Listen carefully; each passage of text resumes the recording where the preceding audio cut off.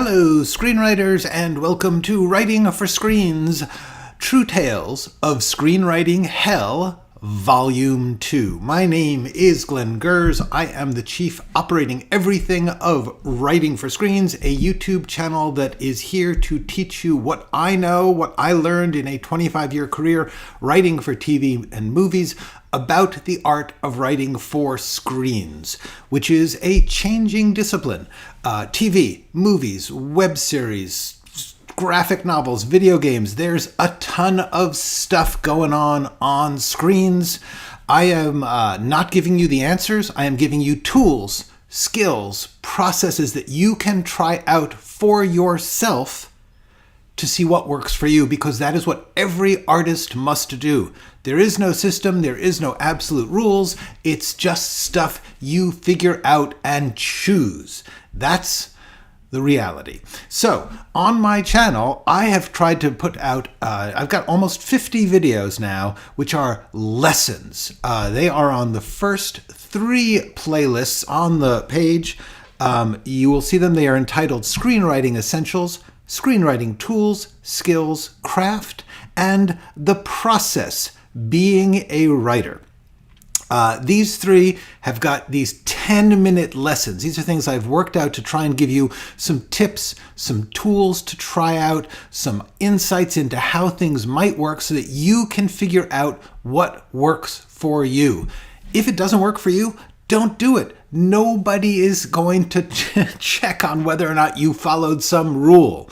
You have to figure out how to do it your way. That is what every artist has to do. So, today's episode is something I do now and then. Over the years, I have collected stories. I'm listening to interviews, reading articles, where I've collected stories of just hell, just creative chaos. These are all true stories. A couple of them now and then I will sprinkle in things that actually happened to me. Most of them are things that I have read or heard interviews on, but they did come from someone who was actually there or did legitimate research into how this thing happened.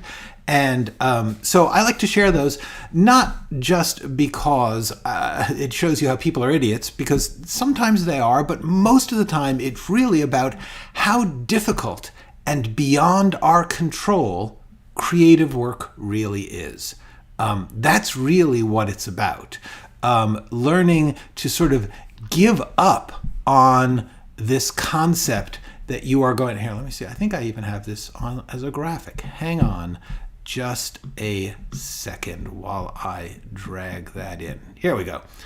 Give up on the idea of working from confidence and control. I think most beginning writers, they think, oh, one day I'm going to just be really in control and really have confidence and know what I'm doing and know how everyone's going to react to things.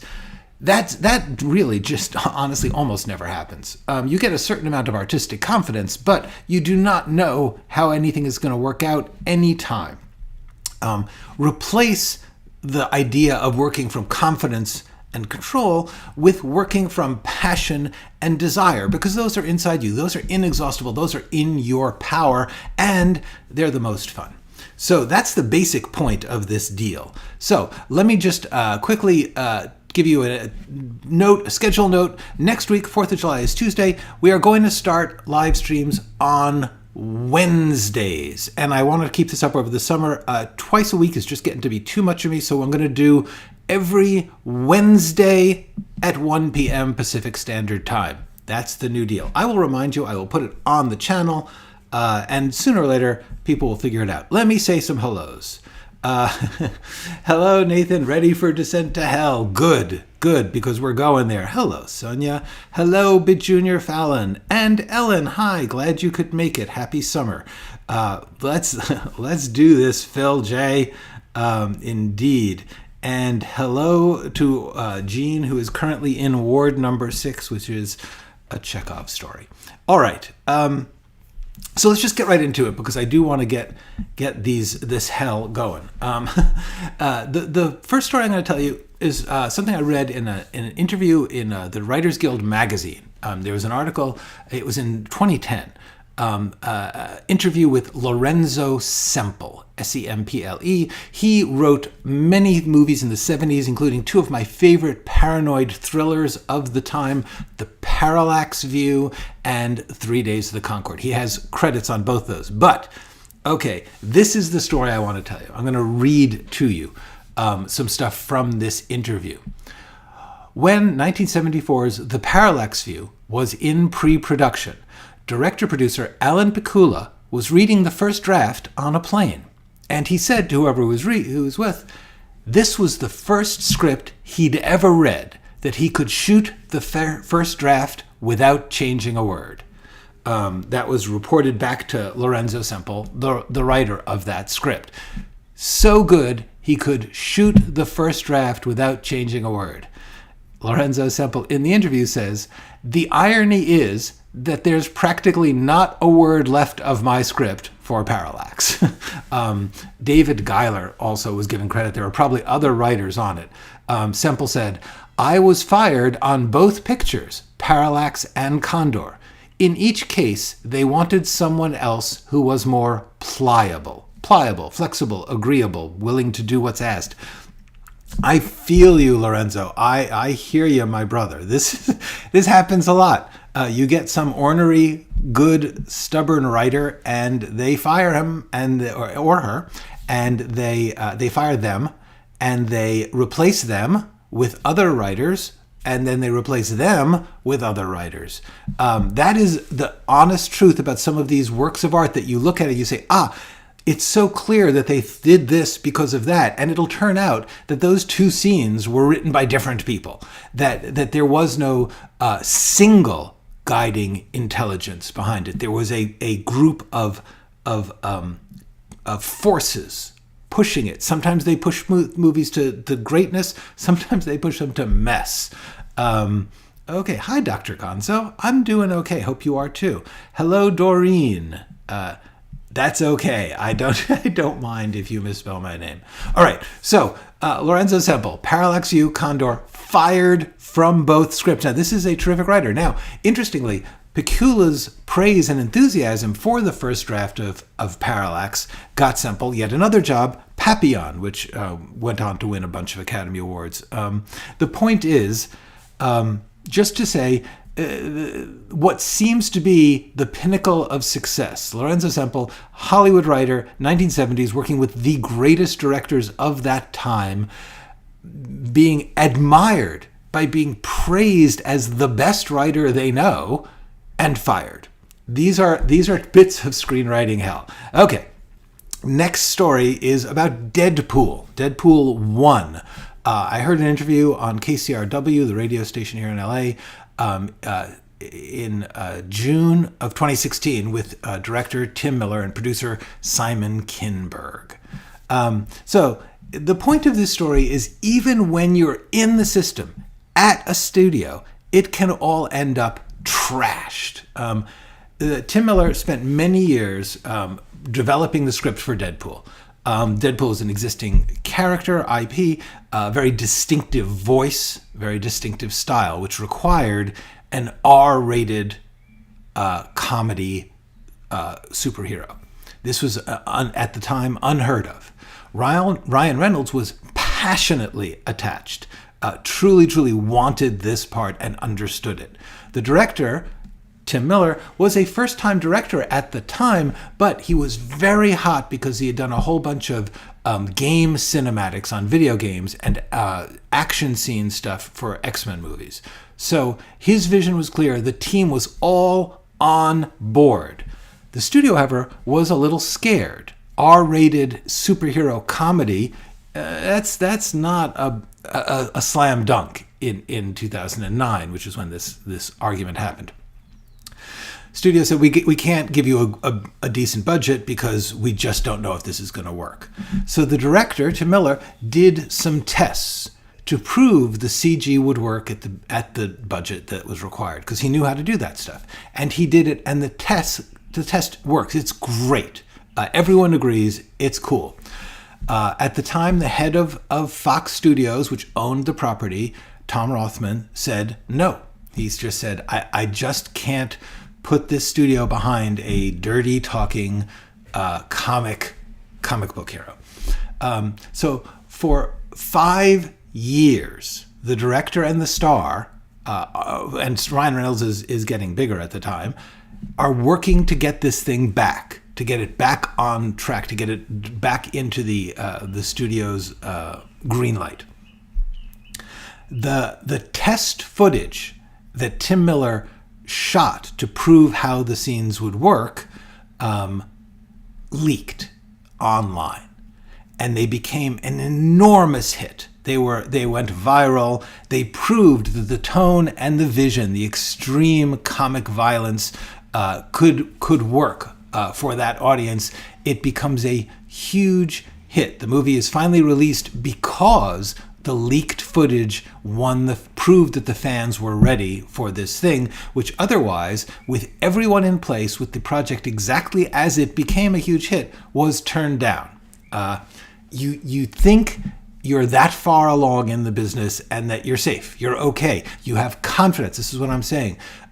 Truly, give up on the idea that you will be working from confidence or control. Tim Miller, working with Ryan Reynolds, working at the studio, working on a well-known IP, had no ability to have confidence or control. But what he did have was passion and desire, and I truly believe those are the things you try and steer away from when you are working without a net, when you are working without support, when you're trying to prove yourself. I really believe that you have to stop thinking, I have to get confidence, I have to get control in order to be creative. You don't. What you need to do is really, really believe in what you're doing and really enjoy what you're doing. That's the key. Hi, Thumper. Okay. And please feel free to ask me anything, but I'm going to just run through a bunch of these stories because I find them fascinating. These are things I wrote down. Like when I say this, I read an interview in 2010. That means 13 years ago. I was like, holy crap. I had no idea that the writer of Parallax and Contour was fired from both when they loved his script. Okay. Was the leak deliberate? I do not remember. I believe it was not deliberate by the director, but it's not impossible. Okay, so I'm going to now tell a story from my personal experience. Just to tell you, just once you are in, once I was a working screenwriter in the business. I was hired by a studio to write a script. It was a YA romantic comedy fantasy story. I wrote a draft of 103 pages.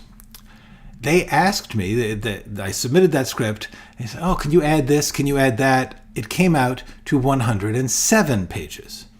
Then they were upset that it was too long.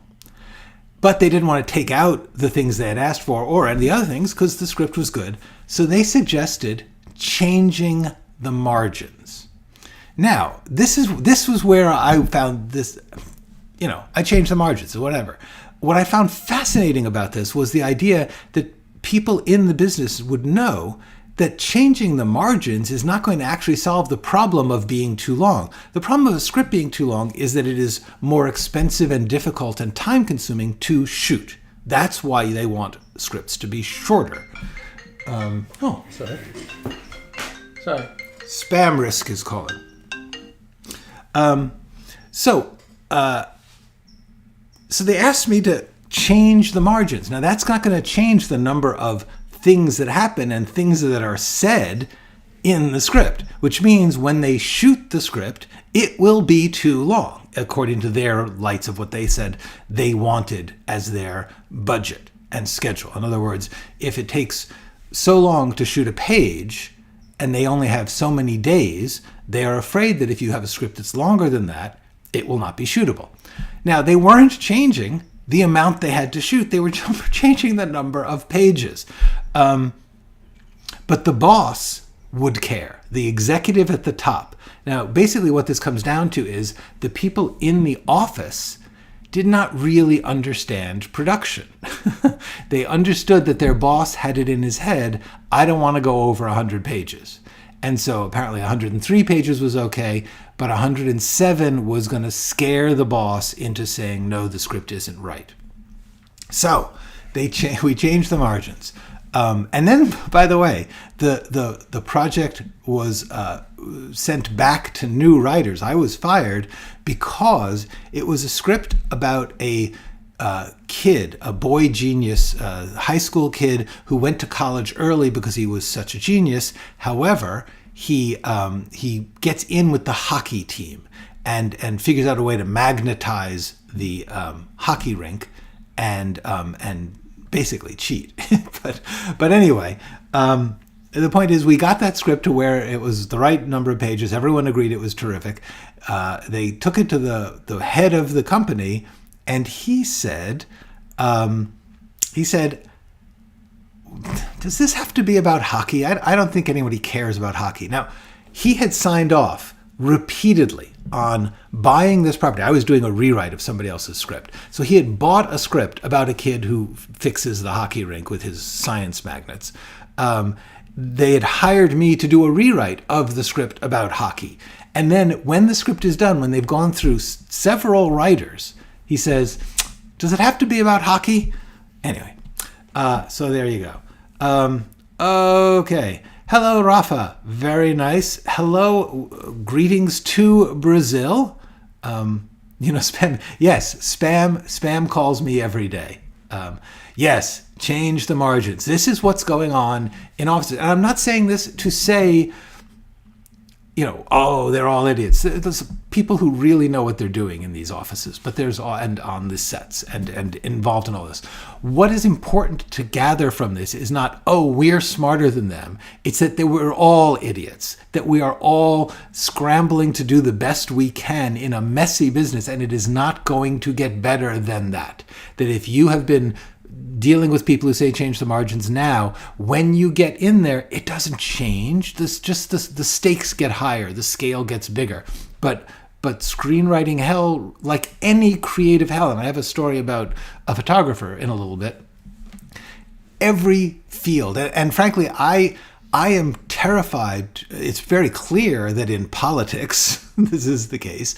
I suspect that in medicine and law and everything, there's a lot of bumbling and fumbling and making mistakes, and the idea that we're going to cross some threshold into the big time and everything is going to become good is really important to not, because I was so outraged and frustrated as if there was some better place somewhere that I was waiting to get to.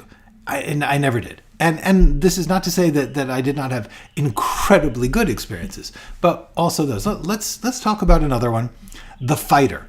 I heard an interview with David Hoberman, who was the producer, and the story of how this movie, The Fighter, with Christian Bale and Mark Wahlberg, came to be, is fascinating. It's based on a true story, and so the producers and the writer, the producers wanted to tell this story. There's this boxer who I believe, I don't even remember it that well, but there was a brother who was an addict, and the boxer, I think, became his coach. He became a champion, something like that. The point is, it was a true story. It was very moving and inspiring. The producers got the rights to the story, hired some writers to make a 30-minute documentary pitch, which had 3 studios bidding on it. It's like, this is going to be great. Paramount wins the bidding war. They wanted to make the movie at $70 to $80 million budget. Mark Wahlberg is attached for the lead part. Darren Aronofsky is attached to direct the movie. They get a script. They apparently like it enough that they bring it to Matt Damon to play the addict brother. Mark Wahlberg is going to play the coach brother.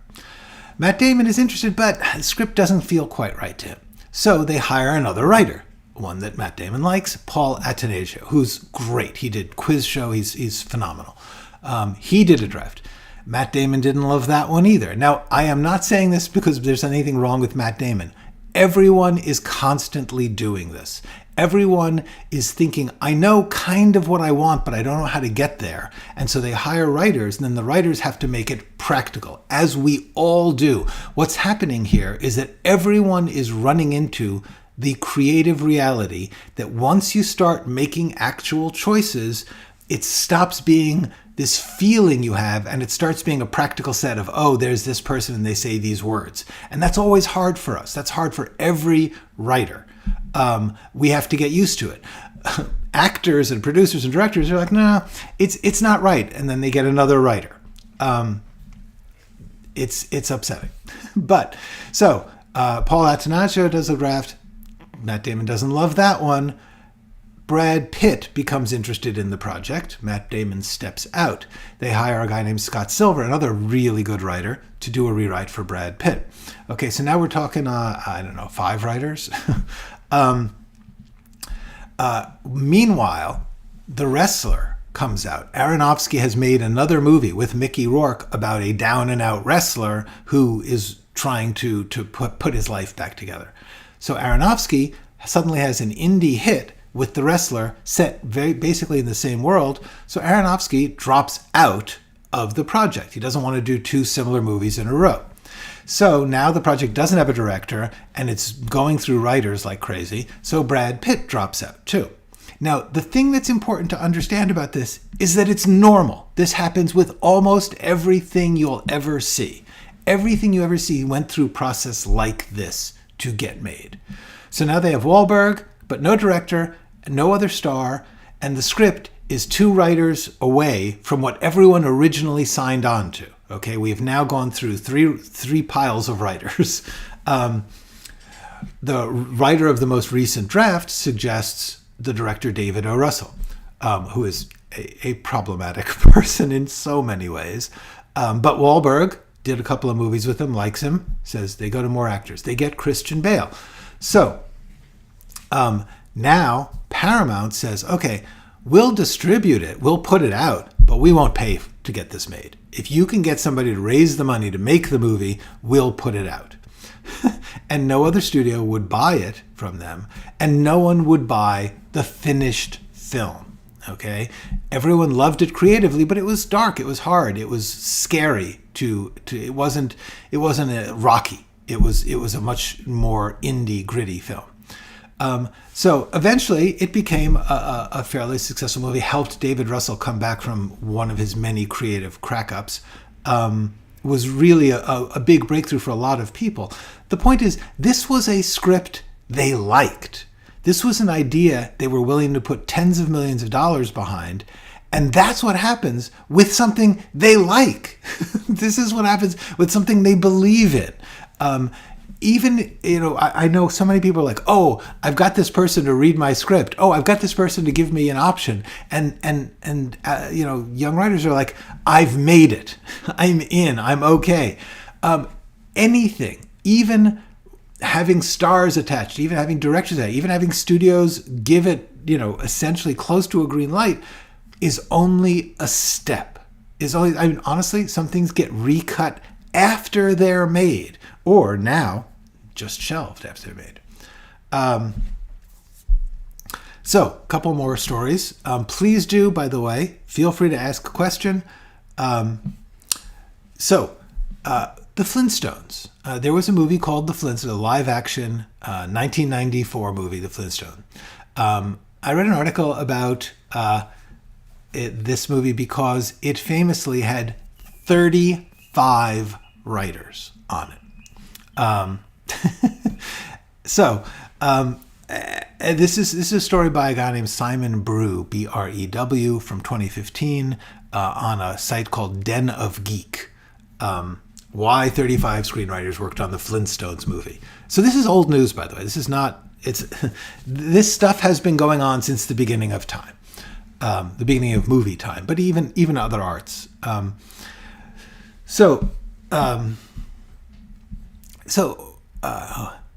do writers in these situations not go insane? That's a great question. The answer is they do go insane. This is the point.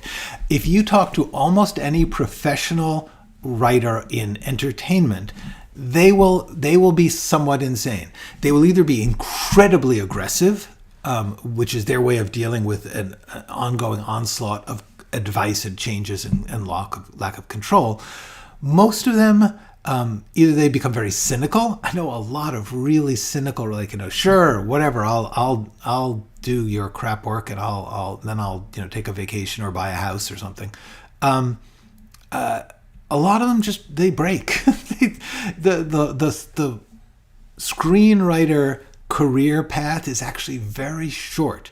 Very few people last for decades. Most people burn out in 7-8 years. Most screenwriting, if you look at most screenwriting careers, I got jobs on either side of my high point, but honestly, people don't last very long in this business. You only hear about the success stories because those are good stories. If a thing in the media is going to talk about a writer, they're not going to talk about some frustrated person who got fired 35 times, even though that is what almost every writer experiences. Okay,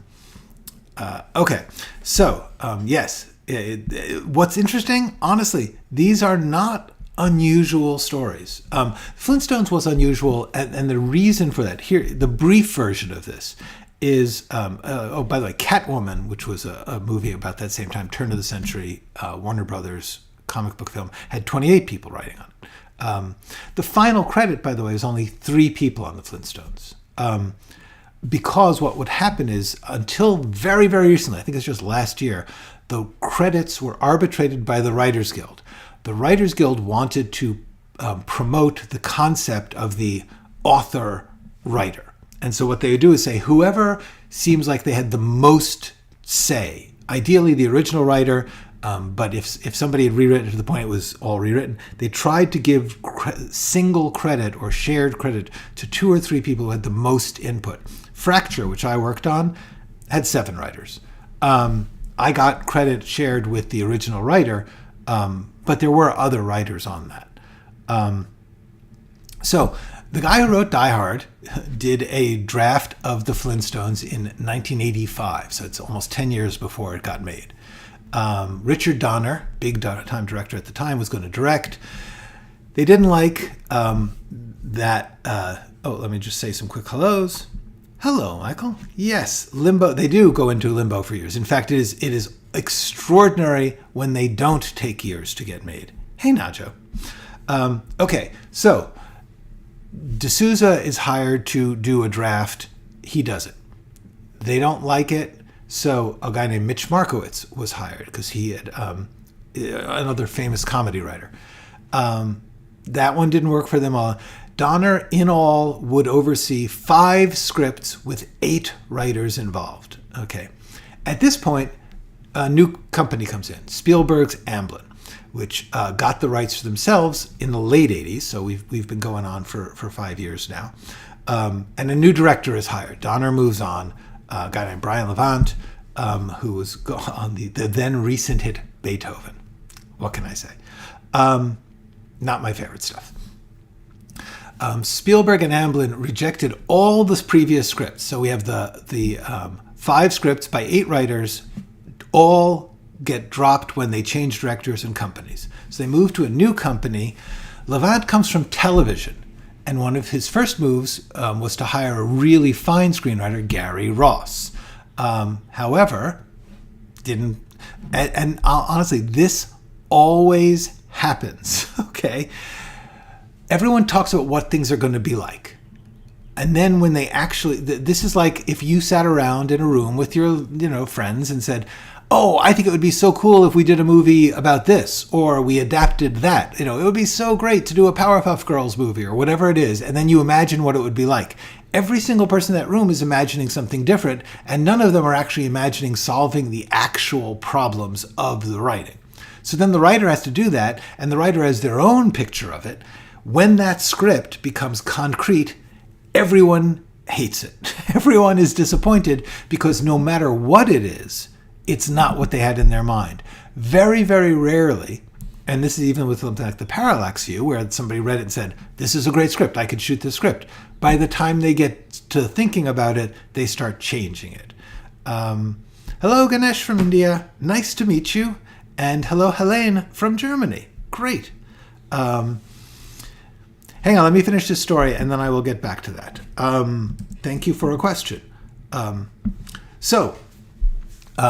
Gary Ross writes a script, no good.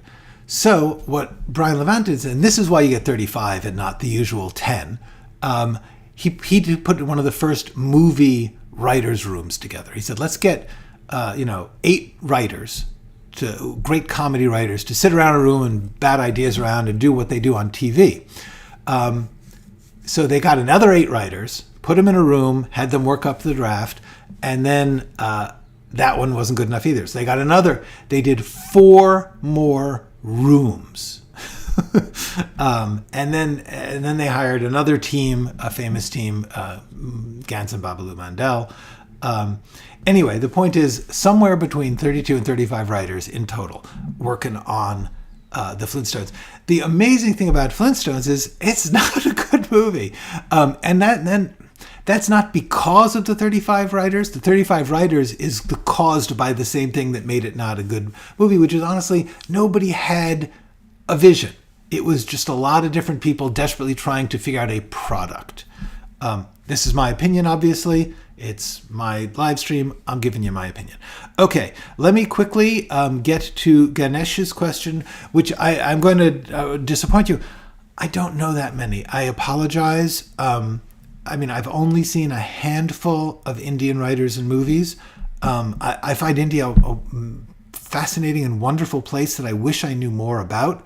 I know that they have an enormous film industry, and I think that's cool. I also know that it's based in a different concept of storytelling, much more variety in a single film, Bollywood film at least. And I know there's also Indian art films.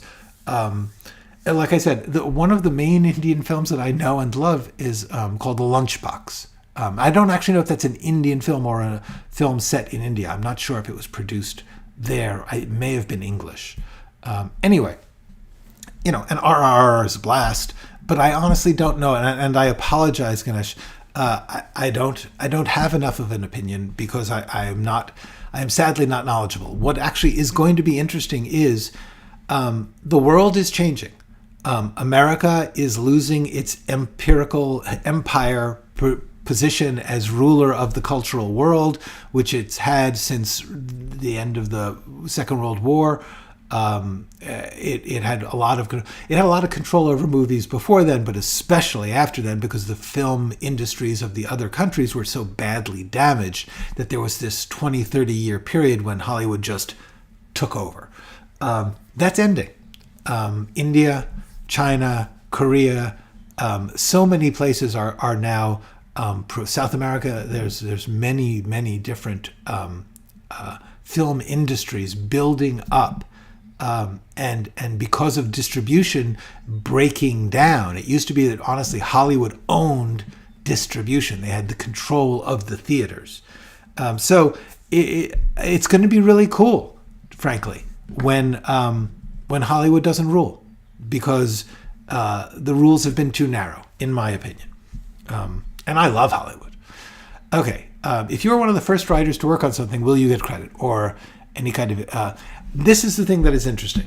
The original writer always gets a credit. Very often it's called story by. In other words, the original script is buried somewhere there, but it's been so rewritten that it's unrecognizable. That becomes story by.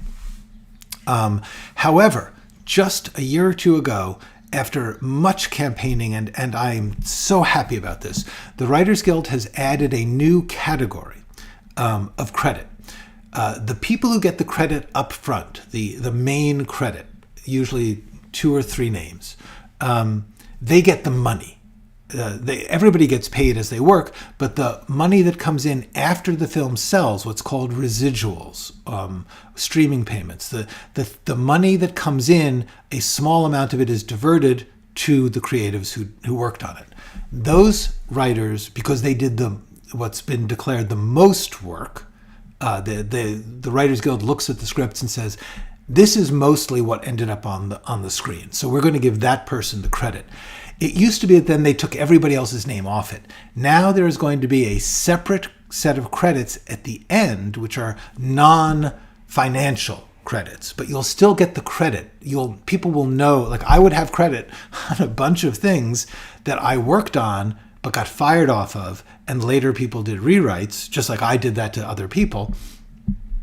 And it was always seemed to me terribly wrong that everyone who worked on it didn't get a credit, didn't show up in IMDb as one of the writers. So there's now going to be a secondary writers section in the end credits of Hollywood movies, which is just fantastic. So that's the answer. The answer is that's how credit now works. How can you keep your scripts alive? Sometimes timing is important. You mean alive in the business? Yeah. It's the thing I always say. You have to just get lucky, and the more you only can get lucky if you are doing, first of all, just writing more stuff. Because what will happen is somebody may read something, say, that's not too good. Do you have anything else? You can say, well, I wrote this other one that didn't get, and that's that. The door was opened. Okay. Hello, Kiwi. Greetings to Poland. Thank you so much. I'm glad you can hear me too, because really this would not be much of a show without. I don't know how RRR is considered in India. I think it is a blast. I think it is a monumental achievement. I think it's taking the Hollywood golden age concept of movies and then adding all sorts of other elements of fantasy and effects. It's beautiful. Lunchbox. Okay. Interesting. I didn't know. I don't think I saw Puzzle. But that actor is amazing. Can you suggest where to get scripts read? Just go on your search engine and type in screenplays PDF. You will find sites that have hundreds of them. The important thing to do, I think I discussed this in this video, 4 things you need to know. One of those things is know the art form, and that means learning how to absorb as much as you can. So I talk a little bit more in detail about how to find scripts. The thing about finding scripts is, first of all, try, if there's a script you want, like if you want to read like, the Anderson Tapes script, is one of my favorite movies from the 70s, you can try typing Anderson Tapes script PDF into your search engine, whichever one you use, and you may find it. You just never know. You never know. Deadline.com, Deadline, Deadline, Deadline.com. They often will have, they will put out scripts as sort of in the awards season, and then those stay on the site. They will put all the awards nominating scripts out there in PDF, so that's a cool way to get them. Script slug, Dr. Gonzo says. The key that, okay, thanks. The key to scripts, by the way, online is if the script has no cover page, it may not be a real script. It may be a transcript where somebody had a dictation software type whatever was being said in the movie, but it's not the movie. They'll do a transcript of the movie. That's not a script. A script will have a cover page almost always. It will usually have a date on it, sometimes a production company name. But the main way you can know if something is a script, a real script, it will not match the finished work perfectly. If you read a script that is line for line, word for word, image for image, the exact thing that you've seen on the screen, it's not the real script. It's been done after the fact. No script survives perfectly. So that's what I would suggest.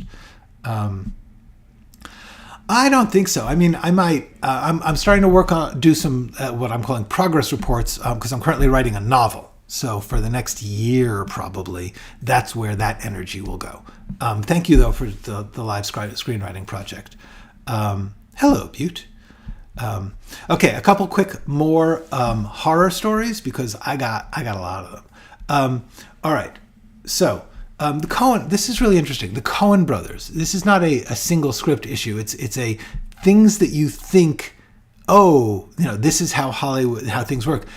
The Coen brothers started as indie filmmakers in New York. They made a movie called Blood Simple, which was shot in Texas, but they were New Yorkers. Well, actually, they were from the Midwest, but they were working in the indie film business in New York. Anyway, the Coen brothers' first films, they did Blood Simple, then they got more studio backing. They did Raising Arizona, Miller's Crossing, I think, may have been before this. Anyway, the point is, at a certain point, they were rising. And they did a movie that was it was a big studio film, had the biggest stars yet, had Paul Newman in it, and it was called The HUDSUCKER Proxy. HUDSUCKER, HUDSUCKER, HUDSUCKER Proxy. It's a 1950s rom-com, old screwball comedy with some supernatural issues in it. I think it's amazing. I love it. It was their biggest movie yet. Enormous flop. Enormous. Just destroyed their career momentum. So they were essentially in what's called movie jail, which means nobody trusted them to make something. They could not get something going. But they came from the indie world. They didn't need a big studio behind them. So they said, you know what, let's do something that we really like. Let's just do our kind of thing. They wanted to do something low budget and offbeat and their style in the world that they grew up in, which was the Midwest. So they did a movie called Fargo. So the HUDSUCKER Proxy, which was supposed to be their big hit, was a disaster. Fargo, which was simply, let's just make an indie film because we love making movies and let's, screw it. Let's just make what we want. Huge hit, makes the rest of their career. From then on, they are on a roll that cannot be stopped. So the point once again is this is not screenwriting hell like somebody else did it to them. It's just that you cannot work from a sense of confidence or control. Even if you are in the best position in the world, things can happen. I think unfairly, I think HUDSUCKER is brilliant, but what the heck? All right, I've had directors and actors rewrite parts of the script. Just say, look, let me take they'll say it very nicely, but they'll say, let me do some work on it. And they'll go off and they will rewrite the script and they will bring back the pages to the production company. I will say the companies have never used them. Never. Never when a director or a writer a director or actor has taken one of my scripts and fixed it, have the producers then read their fixed version and go, yeah, that's better. But they have to let the director or actor do that in order to allow them some expression. And also, honestly, you never know. I have had producers just take different drafts and they just cut them up and pasted together a version they thought was going to work. Okay, but here's the thing. Just when you're like, okay, you got to let these people blah, blah, blah. Mad Money. I wrote a script called Mad Money. That went through a lot of ups and downs too. Eventually it gets into production. They cast it, amazing cast, fabulous people. Everyone was really nice to me. They did a first script reading. Let's get the crew together, get the cast together, read through the script, which they do. Everyone's excited. Everyone's meeting. It's like, hi, Queen Latifah. Hi, Diane Keaton. Hi, Katie Holmes. It's like, this is really fun. Ted Danson pulls me aside. Ted Danson is the nicest single person in the business. He is really, really nice. And so he says, listen, his character was Diane Keaton's husband. And he said, I feel like there's a scene missing because they're in financial trouble and it is wrecking their marriage. And so they're arguing about that when the story begins. And he says, we never see their love. And I was like ready to say, I don't know what to say, because people give you notes and you're like, that's the terrible idea. And he was right. This is one of those, he says, oh my God. And we got the director over and she said, yeah, work on that. Let's write a new scene. And I did, and it's in the movie. It's the scene where they're about to go into the bank and they get all, erotic in the car before they go in. the point is that was the actor thinking about it from his character's point of view and saying, I know that I have a relationship here and I can act it, I can show it, but all the scenes are about the crisis without showing the thing that was there before the crisis. He's completely right. It's great. And it wasn't hard to write the scene. It was like, yeah, of course, you're absolutely right. How can I make that funny? How can I fit it into the plot? But it's not like he was wrong. And he was such a gentleman, and so he was so nice. He would always, many actors, for good reasons, they have a lot to deal with. In between their parts of shooting, they'll go back to their trailer or whatever and decompress or handle their own personal business or whatever. Ted Danson used to just sit on the set with everybody and hang out and watch the other people act and talk and schmooze. And he was just really, really nice. Actually, everyone there, I got to say, everyone on Mad Money, really, really, really nice to me. Okay. Let's see. Thank you for advice on finding scripts. Is there a way for us to... well, I have not... when I write the book, yes, I would love that. No, thank you. No financial support needed. Oh, but Heath, I will say there is something that I can tell you about finding scripts. You can find some of mine. Go to my website, Writing for Screens. This is showing you when you go to writingforscreens.com, you'll get a purple screen. You slide down, you'll get a yellow screen. Then you will get this... down at the bottom, you'll see it's like a little checkerboard screen. Okay, that screen has a box. It says creative. Okay, go to the creative, click on that, and it will take you to a whole bunch of stuff, including, I think at this point, 4 or 5 of my scripts are there, and I guarantee you those are real scripts. Those are the real deal. Furthermore, if I put them there, I very often made a video talking about that script, and the link will be there. So, okay. Is there any pressure to keep writing scripts to say yes? By like, you mean like if I write a script and then 5 years later somebody's working on it and it's no longer, or do you mean stay relevant in that you have to keep putting out new scripts? In both cases, the answer is yes. Here's the thing. If you have any question about the movie or TV writing industry, and the question begins, is there pressure to, the answer will always be yes. Always. There is so much pressure on people in the business. It is terrifying. So the answer, is there pressure? Yes. But is there specific pressure to keep relevant in the sense of bringing out new work all the time? Yes. Your agents, ideally, will be pushing you. I mean, it takes me a long time to write a script, but they'll be pushing, where's your new script? Where's your new script? 2 or 3 times a year. So yeah, everyone wants you to keep churning out material.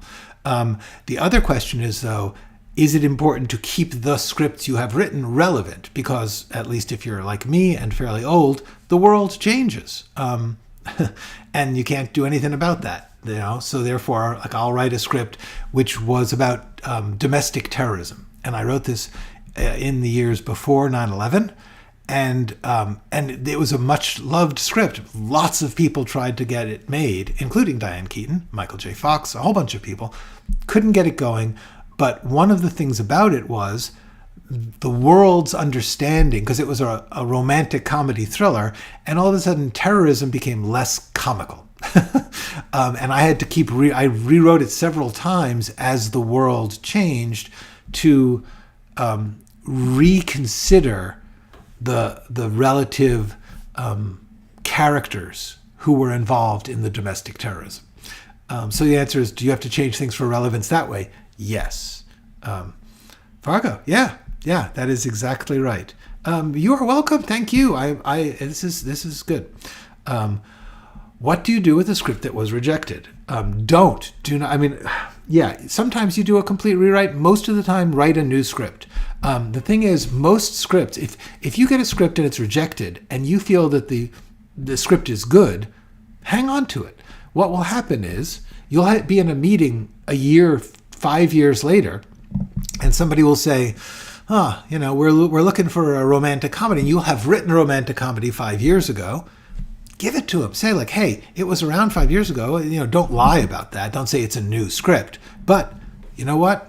if it's good, it's good. And you never know when sometimes things get rejected for reasons outside of anyone's control. And the key is it still can be useful. Like I said, that script I did about the domestic terrorists never got made.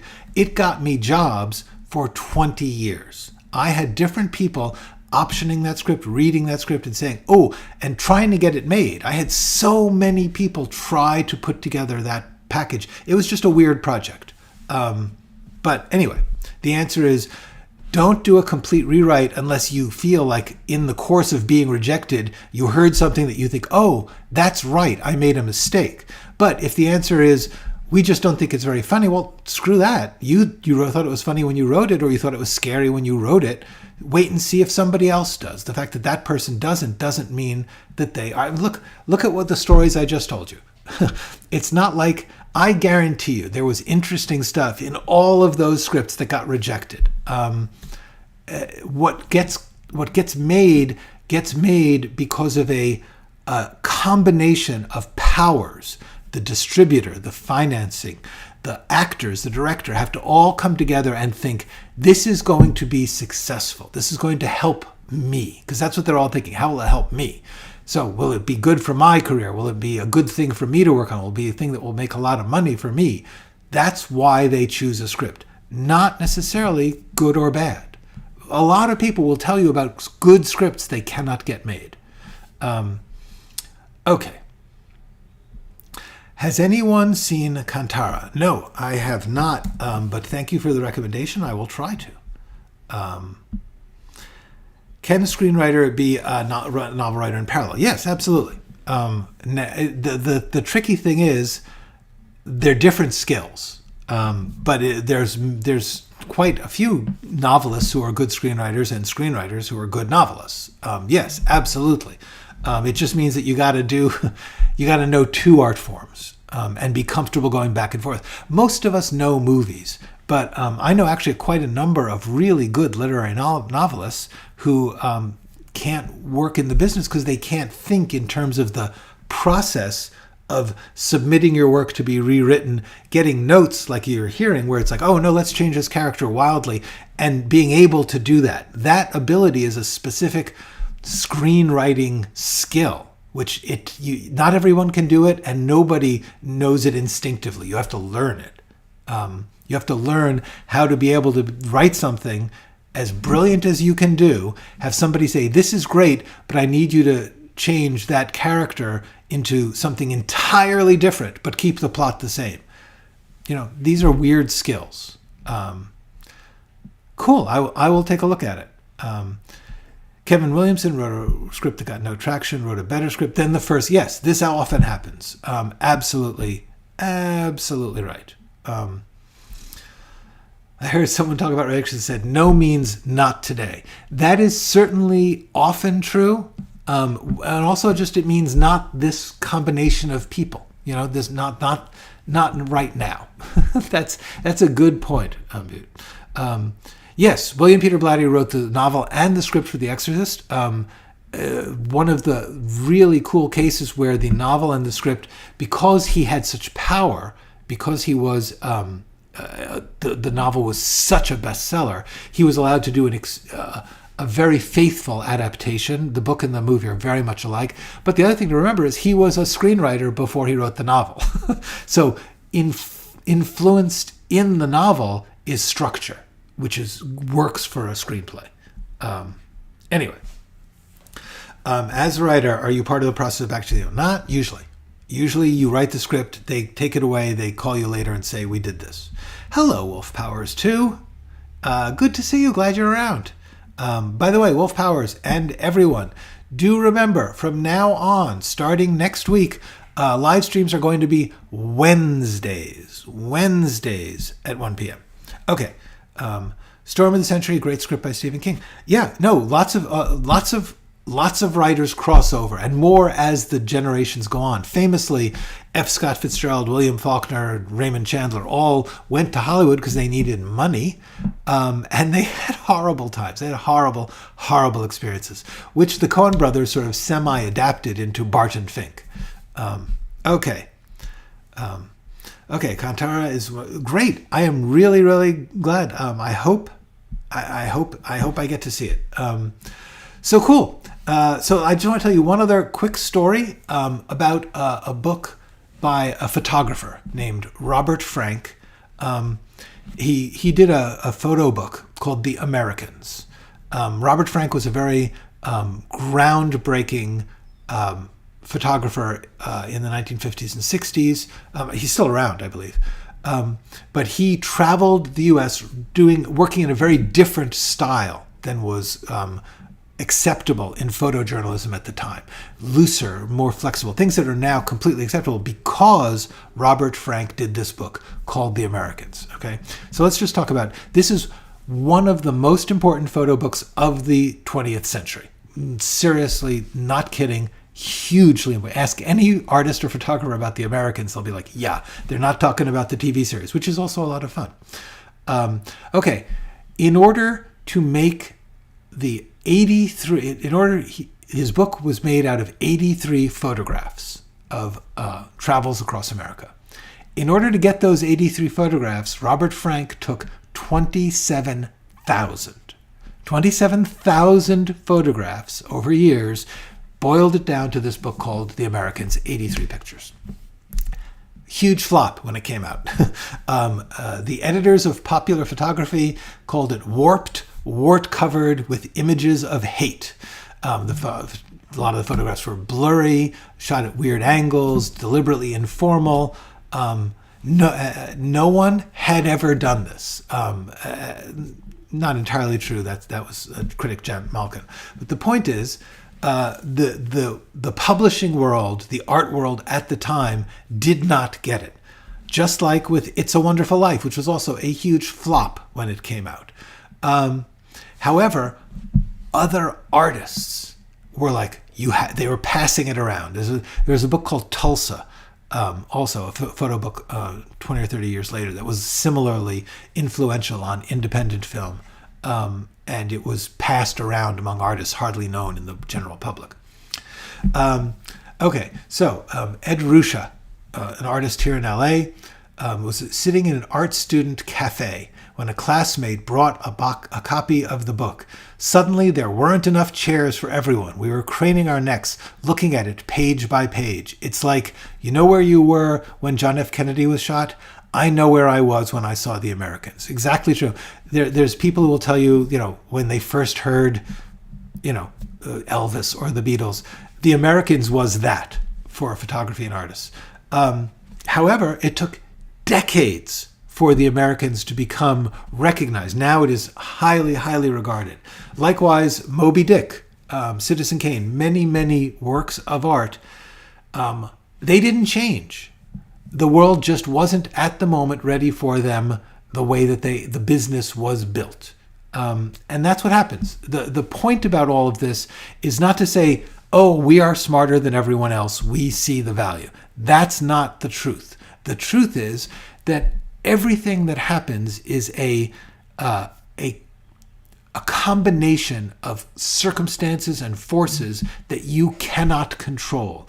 And the key to being an artist who does their own work and survives this business is to stop thinking you will cross some line where you will have an understanding of what's going on and control over it. Please give up on working from the idea of confidence or control. You will have confidence in your own work, but not confidence that the thing you are doing is going to succeed. That, honestly, every artist I know, including the biggest in the business, they don't know how things are going to turn out. They just don't. So replace this belief that one day you'll have confidence in the business, control over the circumstances, with your own passion, with confidence in your work. That's the point of these true tales. To try and say to you, get ready for the complications of any form of artistic business achievement, accomplishment. It's complicated stuff. Sometimes you will get lucky, a lot of times you won't. The key is being able to flex and work within that. That is the point. The point of True Tales of Hell is not to say it's hell. Well, I mean, to a certain extent, it's a hell, run away. If you can find a way to support yourself and do your work and not engage, not a bad thing. Okay, so the main thing is do your work, be flexible, be ready for the hell so that you can work with it, because that's how you survive. The reason that I survived Mad Money, the reason I survived the jobs that you know of that I did, because you don't know of all the ones I did that I didn't survive, but the ones that I got credit on, the ones that I got done, was because I was willing to keep going within the hell. Okay. Good. I am glad nobody. Yeah, Barton Fink is an amazing work of art. It's throughout the idea of confidence in the industry. That is it, Ellen. That's my message. All right, y'all. Next Wednesday, I will see you in the. Let's just throw that up there again. Wednesday from now on. In the meantime, have yourselves a fabulous week. Have yourselves a fabulous holiday if you are in the United States of America, and be safe out there and go write something.